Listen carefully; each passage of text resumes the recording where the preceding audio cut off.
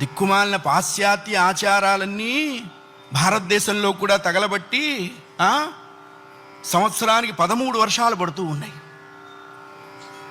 మనం బ్రతికి ఉండగా మన తల్లిదండ్రులు అనాథాశ్రమాల్లో ఉన్నారు అంటే మనం చచ్చిన వాళ్ళతో సమానము, అనుమానమే లేదు, రాసుకోండి. మాతా సమం నాస్తి శరీర పోషణం అని చెప్పింది ధర్మశాస్త్రం. భగవంతుడు ఎక్కడో శంఖచక్రాలతోనూ త్రిశూలాలతోనూ దేవాలయంలో ఉండడు. 9 నెలలు తను చచ్చి నీకు బ్రతికి జన్మనిస్తుంది తల్లి. దేవాలయానికి వెళ్ళినప్పుడు దేవుడు కనపట్టలేదు నాన్న అని మనం ఏడిస్తే ఆ తండ్రి వారి భుజాల మీద మనల్ని కూర్చోబెట్టి దేవుణ్ణి చూపిస్తాడు. అప్పుడు మనకి తెలుస్తావు మనం కూర్చున్నదే భగవంతుడి భుజాల మీద అని.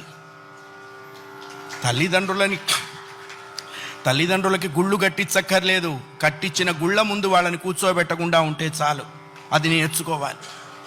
మనం బ్రతికుండగా వాళ్ళ అనాథాశ్రమాల్లో ఉండటం ఏంటండి? ఇంకంతకంటే పాపం ఏదైనా ఉందే?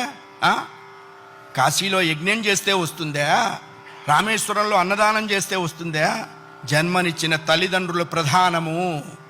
వాళ్ళని నువ్వే సేవించాలి. భగవంతుని సేవించకపోయినా నష్టం లేదు, బోల్డు మంది ఉన్నారు. జన్మనిచ్చిన తల్లిదండ్రుల్ని సేవించాలి, అది కర్తవ్యము. రామాయణం అదే చెప్పింది.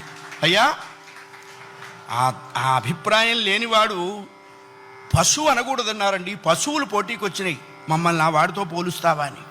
అంతకంటే నీచుడు.